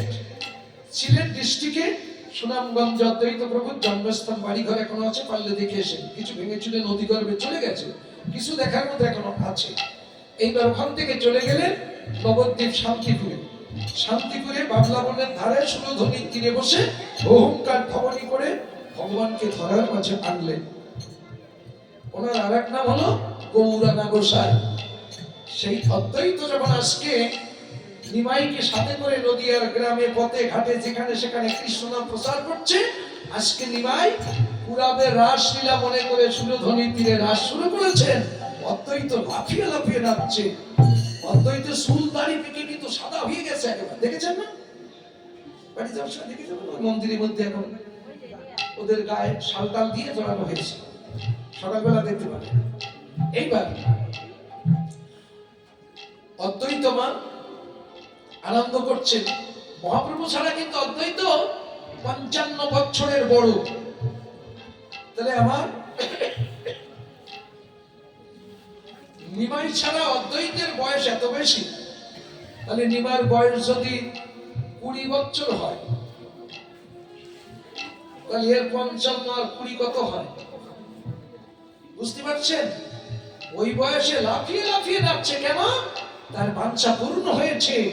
লাফাচ্ছে আর বলছে, প্রভু সেদিন যে তুমি আমাকে রাজমঞ্চ থেকে বিতাড়িত করছিলে, আজকে কেমন হলো? তোমার সেই বৃন্দাবনের গুপ্ত রাজ যেটা গোপীদের নিয়ে করেছিলে, পৃথিবীর কেউ জানে না, সেই গুপ্ত রাজ আজকে হয়ে গেল প্রকাশ। সেটা কি? এই হরে কৃষ্ণ কৃষ্ণ কৃষ্ণ হরে হরে, হরে রাম রাম রাম হরে হরে, অকরে কেশবচ্চৈব হরি করে আত্মা শক্তি বহিন রাধা, রাধা কৃষ্ণের দুটি ছত্র এই নামের মধ্যে বাধা। কৃষ্ণ হরে রাধার মন, রাধা হরে কৃষ্ণের মন, হর হরি চলছে। তাহলে এগুলো বলো আর তোমাদের ভিতরে শক্তিগুলো অর্জন করো, পূর্ণ আনন্দ পাবে। আনন্দই পূর্ণ, নিরানন্দই পাপ। ব্যাস। তাই আজকে মহাপ্রভু সেই রাস করছেন সুরধ্বনির কুলে। তাই আমার অদ্বৈত নাচছে, শ্রীবাস নাচে রে, শ্রীবাস নাচে রে, নাচে রে, আরে দুটি বদল করে, শ্রীবাস নাচে রে, দুটি বদল করে, শ্রীবাস নাচে রে, ও হরে কৃষ্ণ হরি বলে, দুটি বদল করে, হরে কৃষ্ণ হরে বলে, দুটি বদল করে, শ্রীবাস নাচে রে, শ্রীবাস নাচে রে। ও মা, শ্রীবাস ভক্ত বেশ অবতার। উনি পূর্বে ছিল নারদ মুনি। নারদ মুনি আজকে কলিযুগে ভক্ত বেশ অবতার। ভক্ত বেশ অবতার হয়েছে নারদ মুনি। তাই আমার হাসে কান্দে নাচে গায়ে শ্রীবাসের আঙ্গিনায়। কিন্তু ভগবানকে বেশি ভালোবাসলে ভগবান যে তার মাথায় বিরহের বোঝা চাপিয়ে দেয়, এটা মাথায় রেখে দিয়েন। কেমন জানেন? যেমন শ্রীবাসের কাহিনী। শ্রীবাসের একটি মাত্র পুত্র সন্তান। মহাপ্রভু কীর্তন করছে, ছেলেটা মারা গেছে। শ্রীবাসের স্ত্রীর নাম মালিনী দেবী। মালিনী দেবী তখন সেই মৃত সন্তান বুকে জড়িয়ে ধরে আর্তনাদ করে কাঁদছে। ওদিকে কিন্তু প্রভু কীর্তন করছে, আর মালিনী দেবী মৃত সন্তান বুকে জড়িয়ে ধরে কাঁদছে। ওরে বিধি নারী ভুলে কেন জনদিগিরি,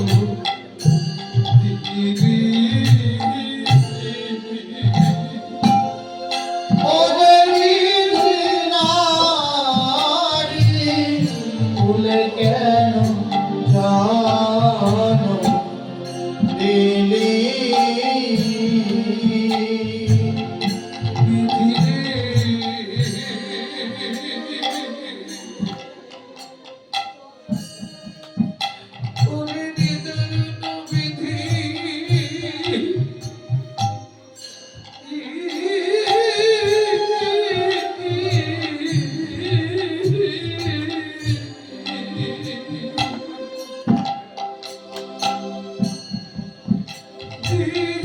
পুত্র কেন রে দিলি,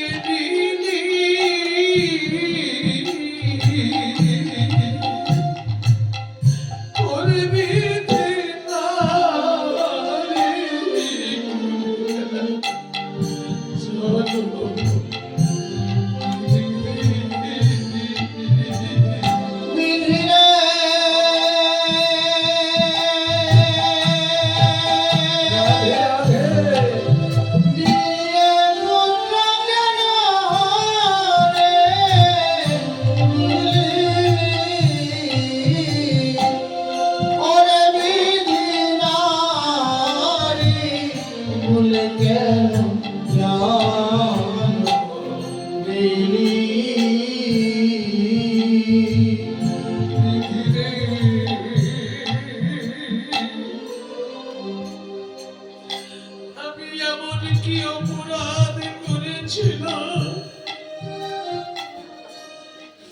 না চাইতে আমার মন ভরে সন্তান দিবি,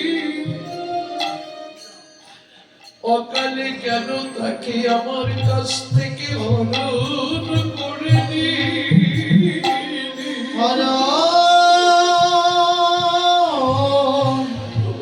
নিলি? অভিধি, আমি তো তোর কাছে কোনোদিন সন্তান চাইনি, না চাইতে যখন দিলি, দিয়ে আবার কেন তাকে আমার কাছ থেকে অকালে হরণ করে নিলি? মালিনী দেবী কেঁদে বুক ভাসাচ্ছে। স্ত্রীবাস সংবাদ পেয়ে ছুটে এসে তার স্ত্রীর মুখে হাতাচ্ছা দিয়ে বলছে, কেঁদো না, কেঁদো না মালিনী, তুমি কেঁদো না। তোমার এই কান্নার সুর যদি মহাপ্রভু শুনতে পায়, মহাপ্রভুর কীর্তনে রসভঙ্গ হয়ে যাবে। মালিনী দেবী বলছে, স্বামী গো, তুমি তো বাবা, তাই কথাটা সহজে বলতে পারলে। যদি তুমি মা হতে, আমার মনে হয় কোনোদিন তুমি বলতে পারতে না। জানো স্বামী, এই জগতে যদি কোনোদিন কোনো মা পুত্র সুখ পায়, সে দুনিয়ায় কারো কাছে না বলতে পারলো, তার হৃৎপিণ্ডটা ঝাঁঝরা হয়ে যায়। পুত্র সুখের কথা কার কাছে বলা যায় না, এই কথা কেউ বুঝে না, তাই তুমিও বুঝবে না। তবু মালিনী, আমার একটা কথা শোনো, এই জগতে জন্ম যাদের হয়, মৃত্যু অবধারিত তার হবেই হবে। কেউ দুদিন আগে, কেউ দুদিন পরে, সবাইকে চলে যেতে হবে। তাই কোন জ্ঞানী ব্যক্তি জীবিত কিংবা মৃত কারো জন্য শোক করা আদৌ উচিত না। তুমি কে? মালিনী দেবী বলছে, হে মহাপ্রভু, দুঃখ তুমি দিয়েছ, আরো দুঃখ দাও, কিন্তু সইবার মতো শক্তিটুকু দাও। আমি যেন আমার স্বামীর কথা মেনে চলতে পারি, আমি পতিব্রতা সতী নারী। মৃত সন্তান বুকে জড়িয়ে ধরে ঘরে এসে, ও মায়েরা, সেই মৃত সন্তানকে শোয়াইয়ে দিয়েছে। শয়নে দিয়ে বসন দিয়ে আড়াল করে ঢেকে রেখেছে। আর মালিনী দেবী ঘোমটা দিয়ে ঘোমটার ভিতরে কেঁদে বুক ভাসাচ্ছে, আর ঘুন ঘুন করে গান গাইছে। এই ভক্ত সমাজ যেন জানতে পারে যে আমার ছেলে ঘুমাচ্ছে, আমি ঘুম পাড়াচ্ছি। আমার গোপাল ঘুমা,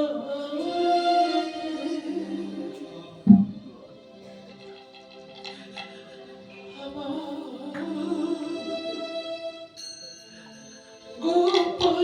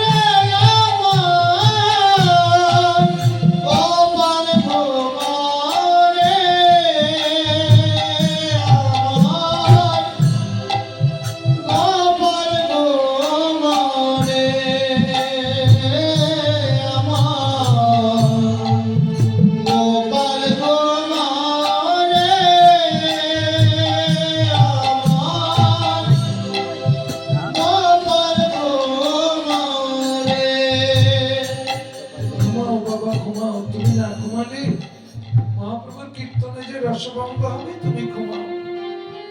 শ্রীবাস স্ত্রীর কোলে মৃত সন্তান দেখে কীর্তনে আনন্দে লাফাচ্ছে, শোকের চিহ্ন মাত্র তার মধ্যে নাই। আনন্দে কীর্তন করছে, কিন্তু যিনি অনন্তমটি বিশ্ব ব্রহ্মাণ্ডের খবর রাখে সে শ্রীবাসের ঘরের খবর রাখে না। মহাপ্রভু তখন বলছে, শ্রীবাস, আজকে তো আমি কীর্তনে আনন্দ পাচ্ছি না, আমার মনে হয় এই গৃহে কোনো অমঙ্গল ঘটেছে। আচ্ছা বলো তো শ্রীবাস, এই গৃহে কিসের অমঙ্গল ঘটেছে? শ্রীবাস বলছে, ওগো দয়াময়, তোমার মতো মঙ্গলময় যে ঘরে, সে ঘরে কি কোনো অমঙ্গল ঢুকতে পারে? আমার ঘরে কোনো অমঙ্গল ঢুকেনি। যদি আমার অজান্তে কোনো অমঙ্গল ঢুকে থাকে, তোমার মতো মহাপ্রভুর চরণ পরশে আমার সব অমঙ্গল দূরে ছড়ে গেছে, কোনো অমঙ্গল নেই। মহাপ্রভু বলছে, ভক্ত বড় শক্ত, নিজে মরবে কিন্তু নিজের দুঃখ কোনোদিন কারো কাছে প্রকাশ করবে না। এ ভক্ত বড়ই শক্ত। তখন মহাপ্রভু নিজেই বললেন, শ্রীবাস, তোমার ছেলে মারা গেছে, তুমি কাঁদবে না? না, ছেলে কেন? পৃথিবীর সব পড়ে গেল, আমি কাঁদবো না কেন? এত অভিমান কিসে? তখন বলছে, প্রভু, মেঘাচ্ছন্ন দিন কবু নহে গো দুর্দিন, কৃষ্ণ কথাহীন জীবের সেই হলো মহাদুর্দিন। যদি কাঁদতে হয় আমি কাঁদবো সেদিন। কোন দিন জানো?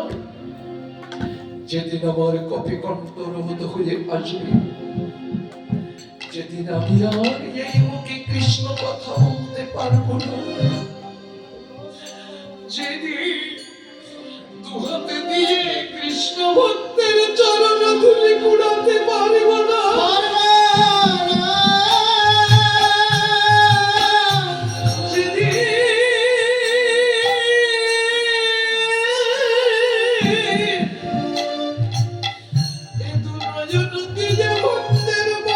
দর্শন করতে পারিব না,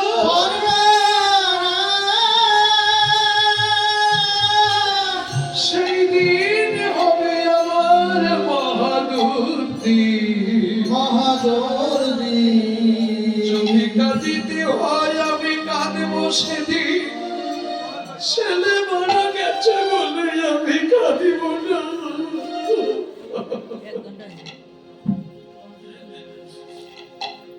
তোমার ছেলের সব কাজ হয়ে গেছে না? আছে, আছে। কোথায়?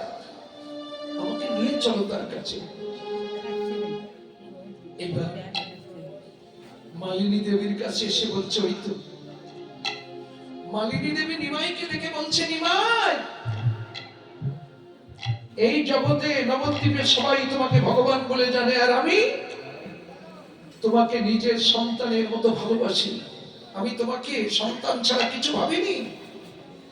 তা নিমাই, তুমি যদি ভগবান হয়ে থাকো, বলো ভগবান, শুনেছি মায়ের কোলে নাকি কখনো সন্তান মরে না, আজকে আমার কোলে আমার সন্তান মারা গেল কেন? বলো। আমি ওসব জানি না নিমাই, আমার ছেলে যেন উঠে আমাকে মা বলে ডাকে। নিমাই বলছে, মা, ও মা, ভাই বেঁচে উঠবে কিন্তু মা বলবে কিনা আমি জানি না। মা নাই বা বলো, আমার সন্তান আমার সামনে বেঁচে থাক, এটাই প্রত্যেকটা মা চায়, আমিও তাই চাই, ও আমার সামনে বেঁচে থাক। কিন্তু মহাপ্রভু বলছে, দাও ভাইকে আমার কাছে দাও। মৃত সন্তান কোলে নিয়ে বলছে, হে ভালো, এই অকালে তোমার পিতা মাতাকে কাঁদিয়ে তুমি চলে যাচ্ছ কেন? কেন বা তুমি এসেছিলে, আর কেনই বা চলে যাচ্ছ? জবাব দাও। ভক্তরা বলছে, মহাপ্রভু কি মাথা খারাপ হয়ে গেল নাকি? যে মারা যায় সে কি কথা বলতে পারে? এটাই তো ভগবানের ক্রান্তি। এই জগতের ডাক্তারেরা জীবিত মানুষের চিকিৎসা করতে পারে, মরা মানুষের চিকিৎসা চলে সারা পৃথিবীর মধ্যে কোথাও, কিন্তু মরা মানুষকে দিয়ে কথা বলাচ্ছে, সাধকের মানুষই তাকে ভগবান বলে। এই বছর মৃত সন্তান কোলে নিয়ে যখন এই কথা জিজ্ঞাসা করছে, সেই মৃত সন্তান তখন আস্তে আস্তে চোখ মেলে চাইবে, যে বলছে, মহাপ্রভু, যাহার আদেশে পৃথিবীর মাঝে এসেছিলাম তাহারই আদেশে চলে যাচ্ছি। তবে যে কটা দিন মানব জন্ম পেয়েছি তাতেই আমার জন্ম ধন্য হয়ে গেছে। কিসে তোমার জন্ম ধন্য হলো? পৃথিবীতে ভালো মন্দ অনেক কিছু দেখার আছে, তুমি কিছু দেখোনি? ভালো মন্দ অনেক কিছু খাবার আছে, তুমি কিছু খাওনি? মায়ের স্তবদুগ্ধ ছাড়া কিছুই পান করোনি, কিছু তোমার জন্ম ধন্য হলো? ওই বালক বলছে, প্রভু আমি মালিনী দেবীর মতো একটা ভক্তিমতী মা পেয়েছি, যে মায়ের গর্ভে আমার মতো অধমের জন্ম হয়েছে। আমি শ্রীবাসের মতো একটা ভক্ত পিতা পেয়েছি, যে পিতার ঔরাসে আমার মতো অধমের জন্ম হয়েছে। সেই পিতা মাতার কৃপাতে তোমার মতো মহাপ্রভু চরণ ধুলিয়ায় আঙ্গিনায় ভাববার সৌভাগ্য পেয়েছি। দেখছি আর কিছু ভক্ত হতে পারি, আজ নিদান কালে শেষকালে তোমার মতো প্রভুর কোলের উপরে উঠতে পেরেছি। এমন সৌভাগ্য কয়জনের হয় প্রভু? মালিনী দেবী মনে মনে বলছে, আমার ছেলে যখন কথা বলছে ও আমার মুখ জুড়ে থাকবে, আমাকে মা বলে ডাকবে। কিন্তু কঠিন পরীক্ষা দেখেন, মহাপ্রভু বলছে, শ্রীবাস তোমার ছেলে তো বেঁচে গেছে, এই মায়ার সংসারে বেঁধে রাখবে না নিত্য জগতে, সেখানে নিত্য প্রভুর চরণ সেবা পেতে যাচ্ছিল, সেখানে যেতে দেবে? শ্রীবাস এক কথায় উত্তর দিলেন, প্রভু আমি কিচ্ছু জানি না, ওর মা যেটা বলবে সেটাই সঠিক হবে। মালিনী, ও মালিনী তুমি বলো, একে কি এই মায়ার সংসারে বেঁধে রাখবে না নিত্য জগতে নিত্য প্রভুর চরণ সেবা করতে যাচ্ছিল সেখানে যেতে দেবে? ও মা, শাস্ত্র কি বলেছে জানেন? যে রমণী হয় তত্ত্বজ্ঞানী তারাই তো হয় কৃষ্ণ সেবার শিরোমণি। মালিনীর মায়েদের যত কষ্ট হোক না কেন, সন্তানের সুখের পথে কোনোদিন বাধা দিয়েছে? আমরা বাবারা বাধা সৃষ্টি করি, মায়েরা কখনো বাধা দেয়? আমার সন্তান যা করে সুখী হয় তাতে আমি সুখী, তাই না? এরা সন্তানেরা আঁকু কর্ম করে, মা কিন্তু সেগুলো ঢাকার চেষ্টা করে, বুঝেছেন? মা মেনে নেয়, বাবারা মেনে নিতে পারি না। তাই বলছে, আমার গর্বের সন্তান আমার জানা মতে সে যদি নিত্য জগতে প্রভুর নিত্য চরণ সেবা পায়, এত বড় সুবর্ণ সুযোগ থেকে আমি তাকে বাধা দেব না, সে চলে যাবে। নিমাই, তবে তুমি একটা কথা দাও, কি? আমি যে মা, আমাকে তো মা বলে ডাকার মতো কেউ রইল না, তুমি মাঝে মাঝে এসে আমাকে মা বলে ডাকবে তো বলো। নিমাই কথা দিল যে হ্যাঁ মা, আমি যতদিন থাকবো মাঝে মাঝে এসে আমি তোমাকে মা বলে ডাকবো, তাহলে ও চলে যাও। তখন বলছে, হে বালক, এবার তোমার স্বধামে তুমি আসতে পারো। বালক বলছে, প্রভু বাক শক্তি যখন দিয়েছ, আর একটা কথা বলার সুযোগ দাও, বলো। আবার যদি পাঠাও দয়া, এই না ভবে একটা ভক্তিমতী মায়ের গর্ভে জন্ম দিল ওরে। আবার যদি পাঠাও দয়া,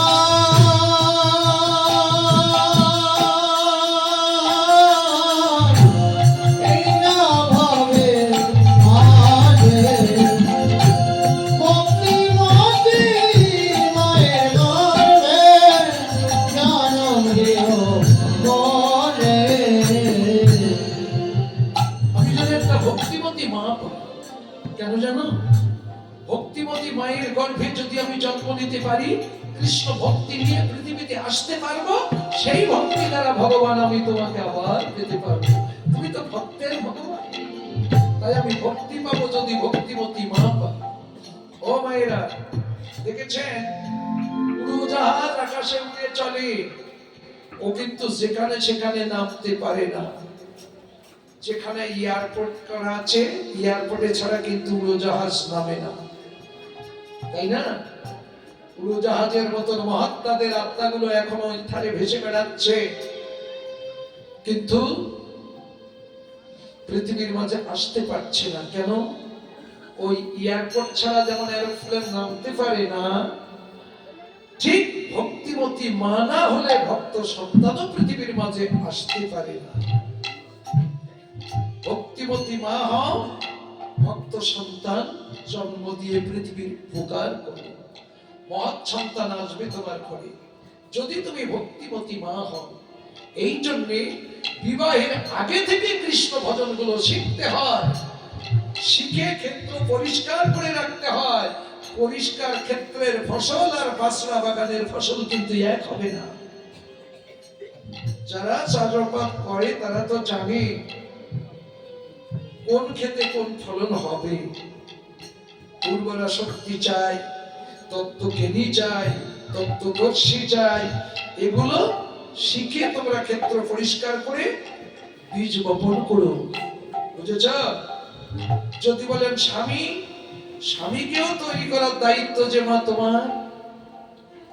তোমার মতো মা না হলে এই সংসার চরিত্র পরিষ্কার করবে কে? যেমন কয়াধুর গর্ভে কৃষ্ণ ভক্ত সন্তান হলো, এর মূল কারণটা কি জানেন? এখানে বীজের দোষ দেবেন আপনারা যে আমার ক্ষেত্র ঠিক আছে, বীজ তো ঠিক নেই। তাহলে শোনেন, হিরণ্যকশিপু সাধনায় যে কিন্তু ফিরে এসেছিল কেন? কৃষ্ণ বলছে নারদকে যে নারদ, এই অসুর বংশ উদ্ধার করবো কি করে? তুমি একবার যাও তো ওই হিরণ্যকশিপু একটু কি কৃষ্ণ নাম শুনিয়ে এসো। বলছে আমি কৃষ্ণ নাম শোনাতে যে হতে আমি মরি, আমি পারবো না। বলে যাও না, কোনো একটা প্ল্যান করে শোনাও। কৃষ্ণের কথা শুনে নারদ মুনি গেছেন, হিরণ্যকশিপু সাধনায় বসেছেন। নারদ মুনি একটা ছোট্ট চড়ুই পাখি রূপ ধরে ওই কানের কাছ থেকে ফুরুত করে উড়ে যাচ্ছে আর কৃষ্ণ বলে যাচ্ছে। কৃষ্ণ নাম তো সহ্য করতে পারে না অসুরেরা। হিরণ্যকশিপু তখন বলছে যে আমার জীবনের প্রধান শত্রু, সেই শত্রুর নাম শুনিয়ে গেল পাখি, এ সাধন ভজন আমার হবে না, যাই বাড়ি যাই। বাড়ি চলে এসেছে। হিরণ্যকশিপু বলে গেছে শত শত বছর পরে ফিরবো, আর সে মানুষ সপ্তাহ পড়লো না, বাড়ি ফিরে আসলো। বুঝতে পারছেন? তখন বলছে স্বামী তুমি ফিরে এলে কেন? বলছে আমার আর সাধন ভজন হবে না। কেন? কারণটা কি? বলছে ও সে কারণ আমি তোমার বলতে পারবো না, আমি যা সহ্য করতে পারি না। একটা পাখি এসে তোমার তাই শুনিয়ে গেছে, আমি মরে গেলেও সে কথা বলতে পারবো না। কিন্তু কয়াধু তো জানে, কয়াধু তো কৃষ্ণ ভক্ত। যদি হিরণ্যকশিপু জানতো যে আমার স্ত্রী কৃষ্ণ ভক্ত, ওরকম স্ত্রী মেরে দিতে তার মোটেও সময় লাগতো না। কিন্তু এত গোপনে ভজন করেছে, কোনো দিন বুঝতে পারেনি যে তার স্ত্রী কৃষ্ণ ভক্ত। কাহিনীগুলো শুনতে হয়। এইবার হিরণ্যকশিপু তো কয়াধু তো জানে যে আমার স্বামী সব বলতে পারবে, কি বলতে পারবে না। অসুর কোনোদিন কৃষ্ণ নাম মুখে বলতে পারে না। কিন্তু স্ত্রীর নিজের অর্ধাঙ্গিনী বলা হয়, বউ বলা হয়, স্ত্রী বলা হয়, তাই না? কিন্তু স্ত্রীর চাপে যারা পড়ে তারা কিন্তু সোজা হয়ে যায়। স্ত্রী কেন বলে জানো? ও যদি একবার হিট হয় না, তেরা বেকা স্বামীগুলো না সংসারে সোজা করে ফেলে। এই জন্য ওর নাম হলো স্ত্রী। মানে জামা কাপড় আরাম করে স্ত্রী একবার সোজা করে দেবে। আর দেখছো তাই আছেও তাই। এবার দেখো রাত্রি যখন এক শয্যায় আসে, স্বামীর গলা জড়িয়ে ধরে কয়াধু বলছো গো কি ঘটনা ঘটেছে একটু বলো না শুনি। এই শোনো, তুমি বারবার বিরক্ত করো না। প্রয়োজন হয় 100 ভরি সোনার গয়না বানিয়ে দেবো, কিন্তু আমি ওই কথা বলতে পারবো না। কয়াধু মেয়ে লোকের নাক কান্না। আমি তোমার বাড়ি গয়না নিতে এসেছি, আমার বাবার বাড়ি কম ছিল, আমার শুধু গয়না দেখিয়ে রাখবো। তুমি আমার কথা কিছু বোঝো না, আমার কথা শোনো না, আমাকে মানো না, তুমি আমাকে ভালোবাসো না, আমি তোমার বাড়ি থাকবো না। দুপুরবেলা উঠে তখন ওই ঘরের দরজা খুলে বেরিয়ে যাচ্ছে। কয়াধু জড়িয়ে ধরে, যাই কোথায় যাচ্ছ? এদিকে চল। না আমি তোমার বাড়ি থাকবো না, তোমার কাছেই থাকবো না, আর তোমার মুখ দেখতে আমার ইচ্ছা করে, আমি চলেই যাবো। শোনো, রাগ করো না, এদিকে এসো বলছি। না শুনে যখন ছাড়বে না, দরজা জানলা ভালো করে এঁটে দাও। শোনো, না শুনলে হয় না। না আমি বলতে পারছি না, আমার মুখে বেঁধে যাচ্ছে। বলো না। একবার বললে কি হবে, বলো না। মানে মেয়ে লোক যার পিছনে লেগে যাবে, বুঝলে, পোস্টমর্টম রিপোর্ট না আসা পর্যন্ত ছাড়ে না।